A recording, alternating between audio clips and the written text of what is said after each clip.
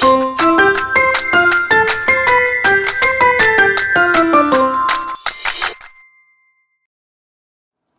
friends, welcome back to the Generous Pour, where your cash envelopes are full, your spirit is grounded, and your mocktail is always chilled.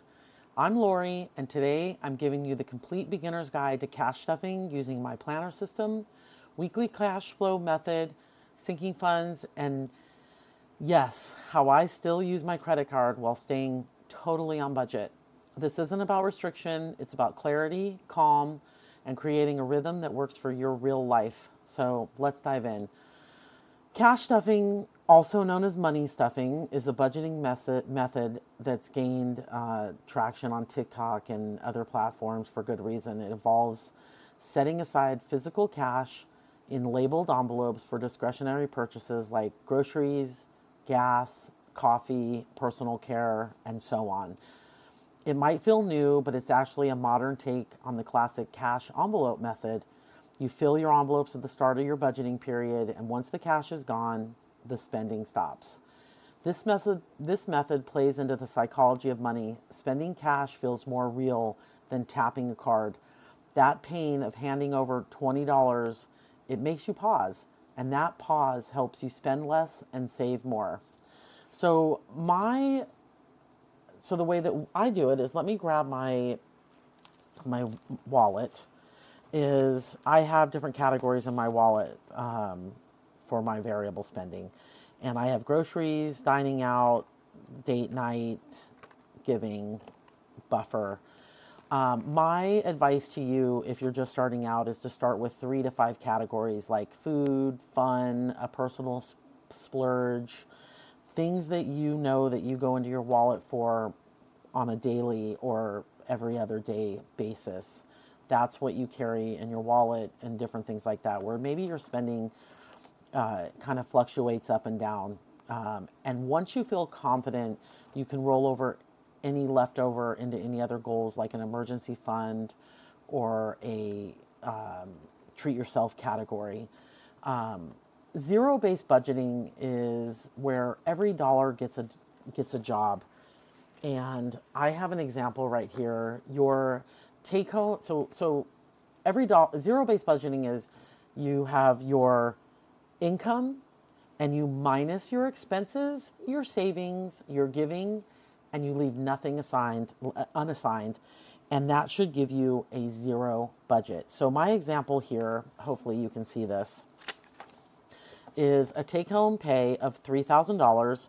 Rent is $1,200. This is a paycheck budget breakdown sheet, which has your fixed expenses right here. So rent is $1,200, utilities is $50, and so that total is $1,250.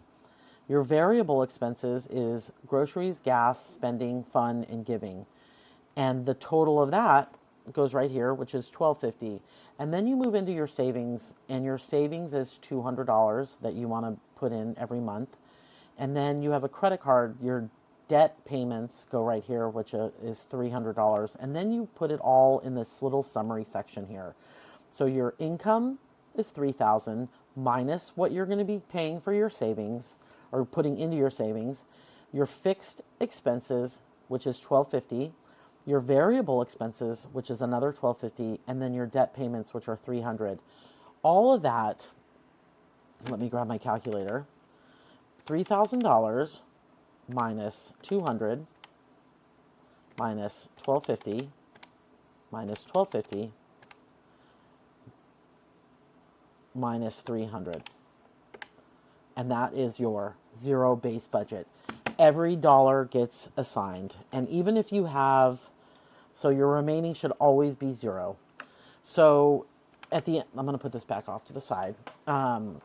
If you have extra $20, $40, and you don't know where it fits into your categories, put it in your savings, put it in a buffer, put it in something that fits your life. Even if it's $5, when you have even $5 going to one of your envelopes, you're building consistency. And I like to map this out. So what I do is I take my budget, I do this every week or every time we get paid, and then I move over to my cash planning sheet. and this is my cash planning sheet. And I take all the categories that I've budgeted money for, I write them all on this cash planning sheet, their amounts, and then how much I need from the bank so that I can stuff my envelopes.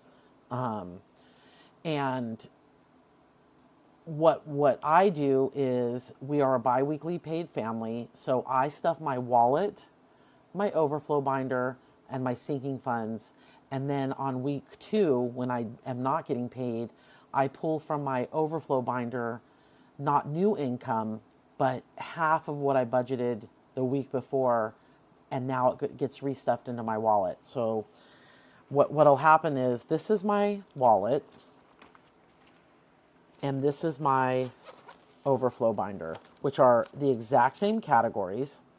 And so if this is a week that I'm getting paid and I have $300 for the next week, 2 weeks, I'll put $150 into my overflow and $150 into my wallet.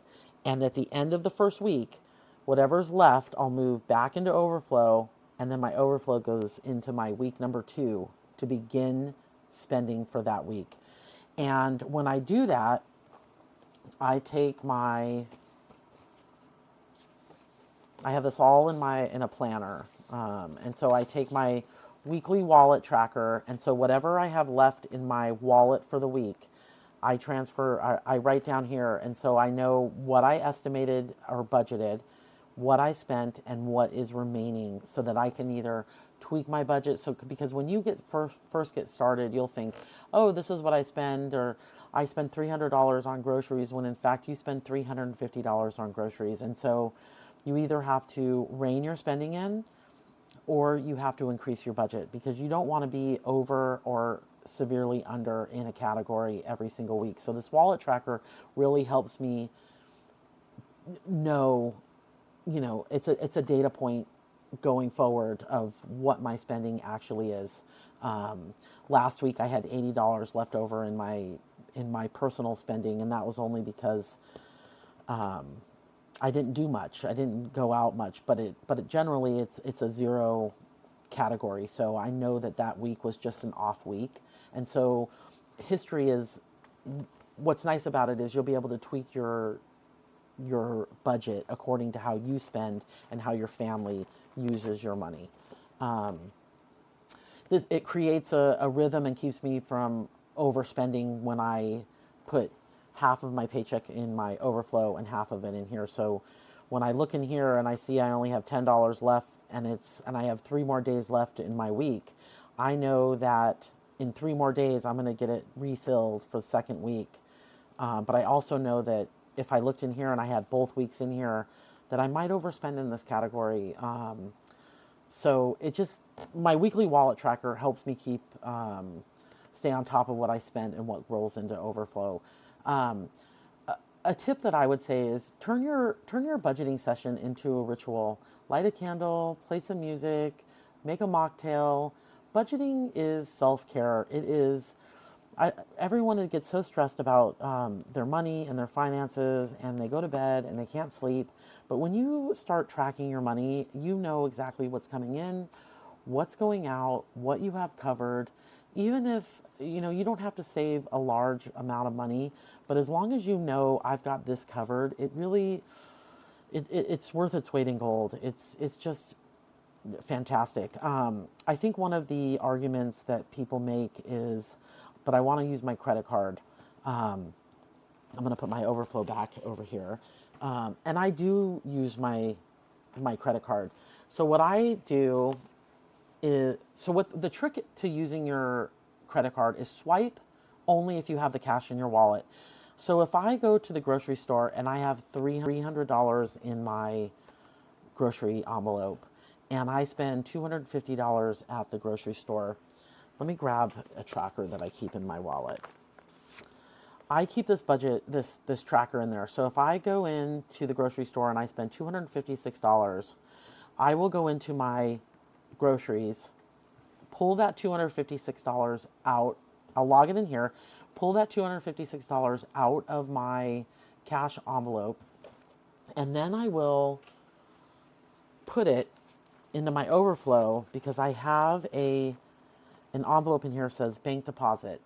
So I pull that cash from my wallet and I put it into my back to the bank, and then I pay off my credit card weekly, no exceptions. I do not wait until the end of the month.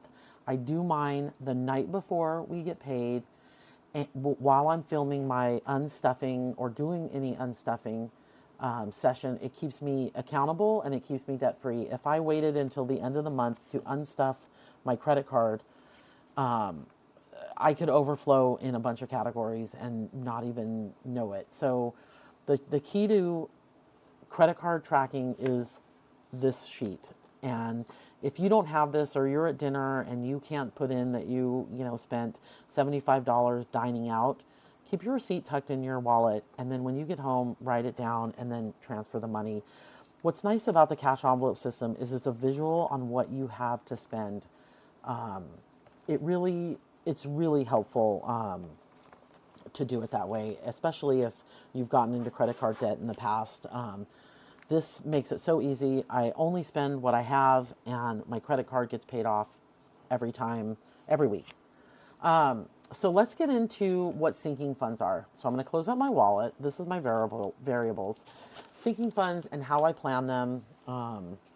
So here is my celebrations and holidays binder, sinking funds. And so what I like to keep in here are birthdays, holidays, special occasions, and different things like that. And instead of getting hit with a big expense and putting on a credit card, you save slowly every single week. So each week I assigned $5 to whatever. Like you can see here, I just pulled out Easter because Easter was just a few days ago. And so there's nothing left in there. And so now I'll have another entire year to save up in my Easter category by putting $5, $2, whatever you put in there. I track it all in my binder, and it adds up. I mean, my Halloween binder, my Halloween only has about $9 in it, but I have until the end of October to fill up more of this. So what I like to do is I take my sinking funds and I figure out what I need in each holiday, what I would like to budget for each holiday, what each holiday, like 4th of July, we have a barbecue, and how much that barbecue is going to cost.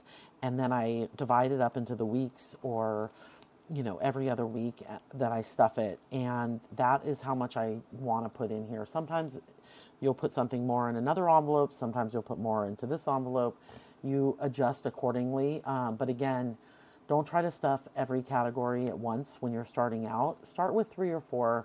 Do something fun, like summer fun, or weekend, road trip, or if your favorite holiday, I mean, Christmas is obviously a big one. If Christmas is a great holiday for you, and that's where everybody runs into credit card debt, is maybe you put $20 into your Christmas, and by Christmas, and by the time you end up using this envelope, you will have more than you can even imagine. And so that's the beauty of cash stuffing, is you have a visual on what you have. You've assigned your money to this. It's not sitting somewhere where you're like, oh, I have X amount of dollars just sitting there and I'm going to spend it, when actually you have all of these events coming up. So, and with the cash stuffing method, you've assigned that cash. So you know that money is just not sitting there. You've actually assigned it to something. So this is the method that works for me, and I've tried every budgeting app out there, and nothing has ever stuck. Cash stuffing actually made me slow down. It gave me tactile, visual connection to my money. It made me feel more grounded, more in control, and more confident. I would say to you, track all of the leftover cash you have each month. Celebrate what you didn't win, and either roll it into savings or treat yourself without guilt. I will grab my savings challenges, and this is money that you just put in, you play little games with, and you put in $3, or these are little trackers. You put in $3 or $2, or whatever you can, and then I like to assign this money and I roll it into my sinking funds. And so it's a little extra boost from the money every week, these little playful, fun games. It's a little extra boost into my sinking funds that I would have either spent on coffee or I don't even know what because I wasn't keeping track. So this system is more about is more than numbers. It's nervous system regulation, it's empowerment, and it's a fresh start. So that brings me to the end of my video. It really is easier than you think. And it's kind of fun to check in with yourself and go over everything that you're doing every month and see how much you actually have to spend and use and budget with. So if this video helped you, don't forget to like, subscribe, and drop a cash emoji in the comments if you're writing the ripple of your own budgeting journey. And let me know what your first envelope will be and if you've named it something fun. Budgeting should not be number crunching and boring. I like to sit and open my envelopes and light a candle, and it's kind of this me time, which I feel like is sacred these days, and it's becoming less and less. So carve out some time for yourself. This really is, it's like a walk for your body. Think of it as a healthful thing to do for your mind. But anyway, thanks for hanging out with me. This is The Generous Pour, where we budget boldly, sip joyfully, and save with soul. See you on the next one.